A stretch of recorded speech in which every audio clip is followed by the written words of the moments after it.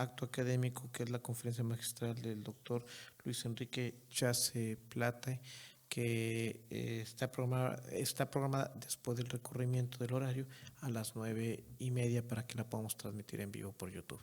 Muchas gracias y esperemos estar aquí con el profesor Chase el tiempo que sea necesario. Muchas gracias.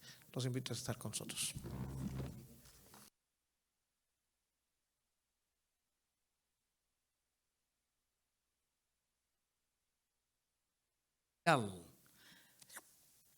En la Cámara de Senadores, en donde tuvimos el honor de la participación de los profesores Jaime Rodríguez Arana, el profesor Ricardo Rivero Ortega, el profesor Ismael Farrando y la participación del maestro Augusto Durán Martínez,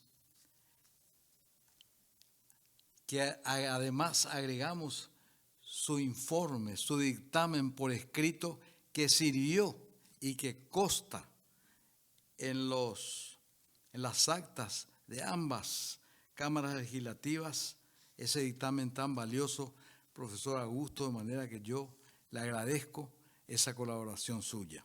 Pero también han colaborado otros miembros del foro en seminarios que tuvimos que realizar para concientizar, para convencer no solamente a la legislatura nacional, sino también a la conciencia nacional y al ámbito político de la necesidad de la aprobación de esta ley.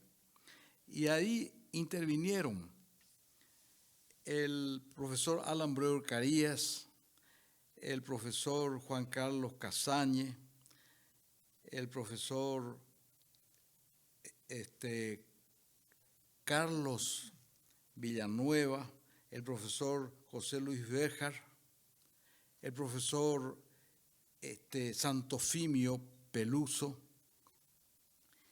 y a ellos también tengo que agradecerle porque han colaborado y han puesto sus conocimientos, sus profundos conocimientos, para convencer a mis compatriotas y a todos los ámbitos, al ámbito académico, al ámbito político, al ámbito legislativo, de la necesidad imperiosa de esta ley. Así que muchas gracias para todos ellos. Quisimos contar también con la colaboración del profesor Carlos del Piazzo, pero no creo que él estaba de viaje en ese momento, pero nos hubiera gustado también tener su valiosa colaboración. Yo entonces quiero hablarles brevemente de esta hoy ley, que significa una codificación parcial del derecho administrativo en el Paraguay. No hemos podido realizar una codificación completa porque es muy difícil, teniendo en cuenta que los temas de nuestro derecho administrativo no son homogéneos, sino eminentemente heterogéneos, y que es muy difícil congeniar en un proyecto de código todo el universo del derecho administrativo. Sin embargo, hemos elegido este tema de los procedimientos administrativos como elemental, como básico para el ordenamiento jurídico administrativo de la República del Paraguay. Tenemos antecedentes históricos. Yo participé en el Instituto de Investigaciones Jurídicas de la Universidad Nacional de Asunción ya hace muchísimos años, de un proyecto de ley de administración que la Cámara de Diputados denominó Código Administrativo, pero no se ha aprobado. 3 presidentes de la República del Paraguay han sometido al Congreso, pero en las 3 veces estos congresos no han aprobado. Hoy tenemos mucha suerte y tenemos una ley que contempla todo el ámbito de la gestión administrativa en este campo. Yo quiero decirles que la ley contiene esencialmente 2 aspectos fundamentales. Uno, el primero, es el respeto a la dignidad de la persona humana. Y el segundo punto es el reconocimiento del derecho de la buena administración. En el segundo punto es la primera vez que en la República del Paraguay se dispone, se consagra un principio que hoy ya podemos categorizar como universal. Creo que en este campo del derecho a la buena administración, nuestro presidente ha efectuado una labor muy importante en Asunción, ha estado presente y ha hablado en una conferencia magistral sobre este tema en un auditorio muy importante de la Banca Central del Estado, en donde las personas que estaban presentes pudieron comprender el concepto del derecho a la buena administración. La buena administración como un administrar de un obrar humano, como un camino, como una meta y lógicamente un principio esencial en el Estado de Derecho y en el concepto del Estado social y democrático de derecho que consagra la Constitución paraguaya. Ese concepto o ese principio de reconocimiento de la dignidad de la persona humana es esencial, porque nuestro principal objetivo fue poner límites al poder. Y allí, lógicamente, recordamos y tuvimos que hacer uso del principio de separación de poderes, de esa frase que tan bien enseñaba Montesquieu en el espíritu de las leyes, cuando decía que solo el poder puede frenar al poder. Y aquí en esta ley frenamos el poder del presidente de la República y de todas las autoridades, desde la más alta jerarquía hasta la más humilde. Fue una tarea difícil, porque no hay tarea más difícil que poner límite al poder.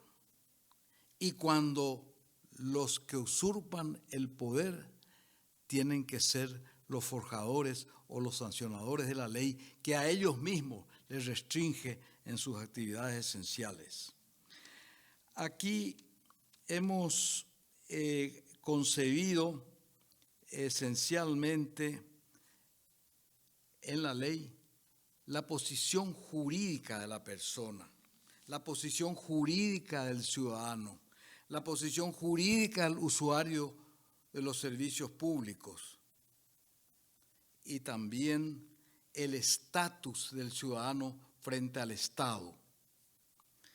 De manera que esencialmente la ley promueve la dignidad humana.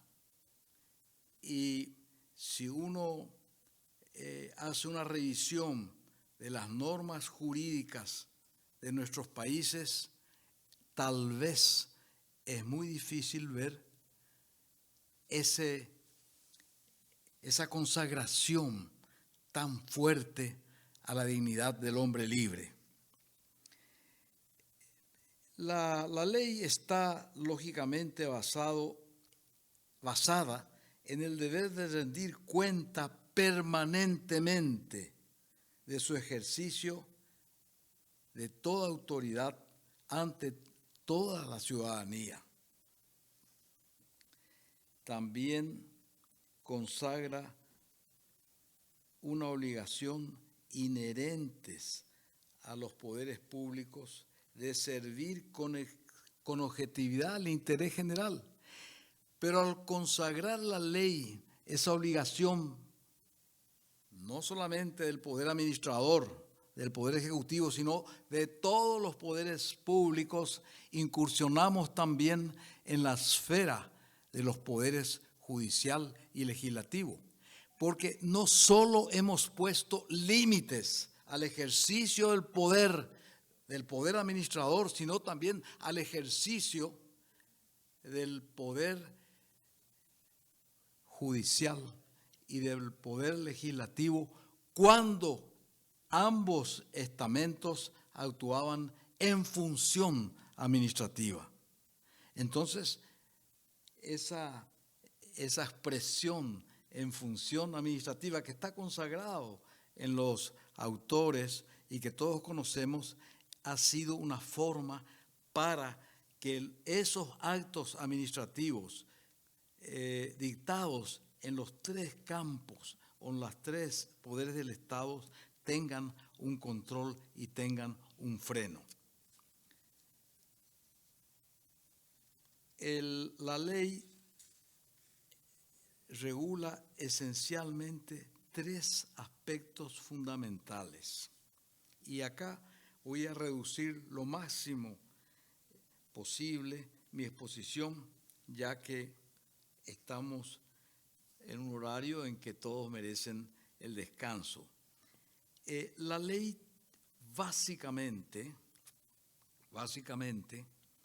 es un ordenamiento claro, sencillo, básico, elemental, le diría yo, que necesitábamos urgentemente en el Paraguay. No podíamos complicar, no era el momento de complicar.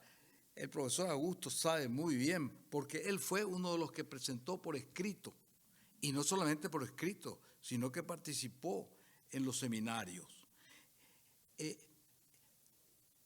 Teníamos enfrente la oposición de la mayoría en la Cámara de Diputados y en la Cámara de Senadores, pero también tuvimos el honor, y tuve el honor, de recibir la invitación tanto de la Cámara de Diputados como de la Cámara de Senadores para asesorarle y para hacer aprobar la ley. Y debo decir que esta ley ha sido aprobada mediante el prestigio del Foro Iberoamericano y de los profesores que han tenido la oportunidad de hablar ante el Parlamento Nacional Paraguayo. En las actas del Congreso Paraguayo están los nombres de estos profesores a quienes ahora yo les he mencionado. De manera que es no solamente una creación de la Cátedra de Derecho Administrativo, la cátedra histórica que yo soy el titular, la cátedra que se creó en 1889 y en el que sigo a mi maestro, el profesor don Salvador Villagra Mafió, y también debo mencionar el esfuerzo que hicimos por medio del Instituto Paraguayo de Derecho Administrativo y Constitucional, en donde los fundadores está aquí el profesor Carlos del Piazo, el profesor Augusto Durán Martínez, en Asunción, ¿verdad? Y que me eligieron, tengo el honor de ser el presidente. La ley esencialmente establece en primer lugar el régimen jurídico de los actos administrativos y en segundo lugar el procedimiento administrativo, incluyendo el régimen de los recursos administrativos y el procedimiento sancionador. Y finalmente introduce la posibilidad de la sustanciación de trámites y actuaciones administrativas por medios electrónicos, los que crean en el Paraguay una nueva forma de actuación pública. En esencia, quisiera enumerarles algunos aspectos de la ley, que, para sintetizar, he anotado acá algunos aspectos de la ley para sintetizar su contenido. En primer lugar, la ley está dividida en capítulos,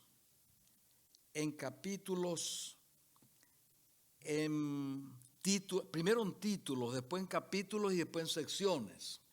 Pero básicamente, el primer capítulo se refiere, o el primer título, al régimen jurídico de los actos administrativos. En el Paraguay, el estadio más baldío, menos regulado, menos ordenado, es el campo del derecho administrativo y el campo del derecho público. Toda nuestra inmensa legislación fue hacia el derecho privado. Y lógicamente la influencia del derecho privado en las instituciones del derecho administrativo ha sido enorme. ¿Por qué? Porque primero se ha creado, como todos sabemos, las instituciones del derecho privado y después vinieron sobre esa elaboración estas instituciones del derecho público. Entonces, el primer capítulo se refiere al régimen de los actos administrativos y por primera vez se habla de actos administrativos cuando que toda la legislación, todo el derecho privado se refiere al acto jurídico privado. Y aquí hablamos de un acto de poder, de un acto unilateral, de un acto de autoridad. Pero también se establecen los medios de defensa contra ese acto de autoridad. Los medios de defensa, y estos medios contemplan todas las características del derecho actual para defender al ciudadano, para defender al usuario frente a los excesos del poder, frente a la discriminación y, lógicamente, frente a la arbitrariedad y a la injusticia. Creo que en mi país, cuando se den cuenta del contenido de la ley, muchos grandes jerarcas se van a asustar porque van a tener que ceñirse a estas disposiciones.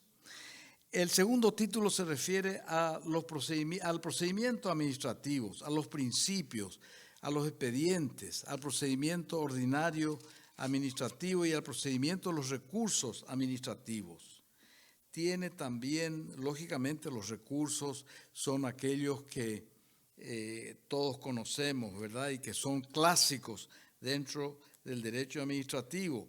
Tiene el procedimiento sancionador y tiene también las etapas del procedimiento y de la gestión y los trámites electrónicos. Pero aquí la parte más sustancial que se refiere a los principios del derecho administrativo. Y lógicamente se inicia con un principio fundamental que se consagra en la legislación paraguaya, que es el principio de legalidad. El desarrollo del principio de legalidad es fundamental porque teníamos una gran laguna, una inmensa laguna en ese campo. Y lógicamente entramos en el campo del derecho público y al consagrar el principio de legalidad exigimos a toda autoridad que solo puede obrar cuando le está expresa o implícitamente autorizado. Porque normalmente ciertos altos funcionarios en las etapas históricas de mi país decían, no me está prohibido por la ley, por lo tanto yo puedo hacer esto. Y es un principio, el principio de licitud del derecho privado que nos rige para el derecho público. Yo no quisiera cansarles con toda esta mención a nuestra ley, pero quisiera decirles que hemos dejado un espacio para la mutación permanente del derecho, el cambio permanente. Y muchas veces es un peligro o es imposible encapsular materias que van cambiando permanentemente con el tiempo. Pero consagramos el principio de que todo poder es un poder jurídico. Y, lógicamente, la ley está basada en un ideal de un Estado de Derecho, en una concepción ideal del derecho, porque sabemos que todo Estado de Derecho parte de una concepción ideal. Hitler, Mussolini, nunca negaron de que eran un Estado totalitario. Siempre decían que eran o que consagraban un Estado de Derecho. Hay que leerlo a Carl Schmitt para comprender esta mutación o esta concepción ideal del Estado de Derecho. Yo creo que la ley va a ir andando. Seguramente vamos a necesitar alguna mutación, algún cambio con el tiempo, y ese tiempo creo que va a venir muy pronto. Finalmente, quiero agradecer nuevamente, y antes de terminar, quisiera rendir un homenaje al benemérito de México, Benito Juárez. No puedo ir de esta mesa sin nombrarlo a Benito Juárez. Y también decirles que mucho he comprendido, profesor Matute, a México leyéndole a Juan Rulfo. Y por eso le rindo un homenaje también al gran escritor Juan Rulfo. Muchas gracias.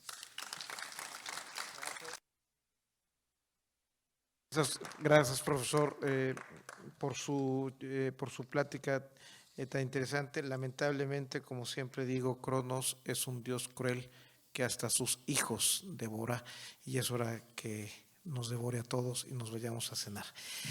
Yo nada más los quiero convocar para mañana, por favor, a las 9 de la mañana. Lleguemos unos 10, 15 minutos antes, porque va a ser la conferencia del doctor Juan Carlos Casaña, que nos va a acompañar en línea. Los esperamos mañana y muchas gracias por su asistencia y enhorabuena por estas pláticas y estas jornadas. Gracias.